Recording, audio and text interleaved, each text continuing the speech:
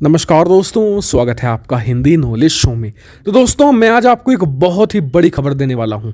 दरअसल भारत ने चीन को बहुत ही जोरदार पटखनी दी है और भारत ने यह भी साफ कर दिया है कि भारत कम से कम इस मामले में तो चीन को आगे नहीं निकलने देगा और नंबर 1 बनकर इस मामले में सुपर पावर बनकर ही रहेगा। और इस मामले में भारत की जो काबिलियत है वो तो काम आई है, साथ ही चीन के जो नाकाबिल प्रोडक्ट्स हैं, जो बहुत ही बुरा परफॉर्म करते हैं, उन्होंने भी भारत की सक्सेस में एक अहम रोल निभा दिया है।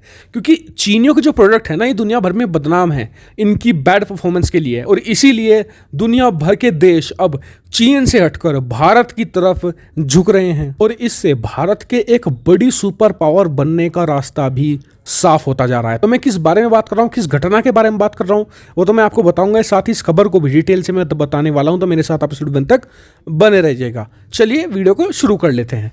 तो दोस्तों, स्पेस का सेक्टर आप सभी लोग जानते हैं कि भविष्य है। भविष्य में ही दुनिया भर के देश ये भी चाहते हैं कि जो एस्ट्रॉयड होते हैं या फिर चांद है या फिर मंगल ग्रह है, वहाँ पर बस्ती बसाई जाए और वहाँ पर माइनिंग तक की जाए। जी हाँ, क्योंकि वहाँ पर बहुत ही ज़्यादा रेयर मटीरियल्स मिलते हैं जिनका इस्तेमाल ऊर्जा के स्रोत के रूप में किया जा सकता है।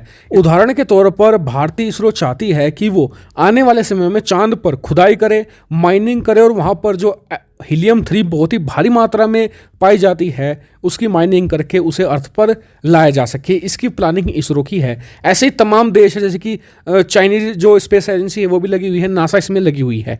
लेकिन तीनों के बीच में रेस बहुत ही टाइट है। ऐसे में बाजी वही मारेगा जिसके पास भारी भरकम पैसा होगा। और पैसे के दो ही स्रोत माने जाते हैं, या तो आपकी जो सरकार है वो आपको फंडिंग करे या फिर आपकी जो स्पेस एजेंसी है वो खुद फंडिंग जुटाए। और जो सेकंड ऑप्शन है यही भविष्य है, क्योंकि जो सरकारें हैं वो आने वाले समय में इतना पैसा नहीं दे पाएंगे अपनी एजेंसी को। जिस हिसाब से अमेरिका ने भी कटौती करी है, लगातार 14 सालों से अमेरिका नासा की फंडिंग में कटौती करता आया है। चाइना ने भी हाल ही के 2 से 3 सालों में अपनी एजेंसी के लिए कटिंग करी है। हालांकि भारत ने बढ़ोतरी करी है इसरो के लिए, लेकिन आने वाला जो समय है, ज़्यादा पैसे जुटाने के लिए आपको खुद से जो एजेंसी है उन्हें फंडिंग करनी पड़ेगी, पैसा जुटाना पड़ेगा। तो इसमें सबसे बेहतरीन ऑप्शन ये है कि आप जो छोटे देश हैं या दूसरे बड़े भी देश हैं जिनकी एजेंसी इतनी बड़ी नहीं है, टेक्नोलॉजी उतनी नहीं है, तो उनकी सैटेलाइट या फिर जो उनके कम्युनिकेशन सैटेलाइट्स हैं उन्हें आप स्पेस में भेजें। और इसको लेकर तीनों देशों में इस समय होड़ मची हुई है। ऐसे में भारतीय इसरो इसमें नंबर 1 बताई जाती है। कारण उसका यह है कि भारतीय इसरो बहुत ही सस्ते में और साथ ही 100% एक्यूरेसी के साथ सैटेलाइट भेज दिया स्पेस में। भारत का ये रिकॉर्ड रहा है, आपको बता दूं, सिर्फ भारत के पास ये रिकॉर्ड है कि भारत विदेशी सैटेलाइट भेजने के मामले में 100% एक्यूरेसी है। आज तक एक भी क्रैश नहीं हो पाया है। जबकि चाइना के देखिए बहुत ज़्यादा क्रैश होते हैं। कई बार उन्होंने क्या किया कि कई अफ्रीकी देशों की सैटेलाइट है उन्हें क्रैश कर दिया, जिनसे कि उन देशों को नुकसान उठाना पड़ता है। ऐसे में भारत एक तो सस्ता है और रिलायबल है, और इसी चीज़ को देखते हुए भारत की तरफ दुनिया भर के देश झुक रहे हैं और इसी में एक नई कड़ी जुड़ गई है। भारत को एक बड़ी कामयाबी मिली है। आप ब्राज़ील को नाम सुनते होंगे। ब्राज़ील की कभी एक तरीके से तुलना की जाती थी भारत के साथ, भारतीय इकोनॉमी के साथ।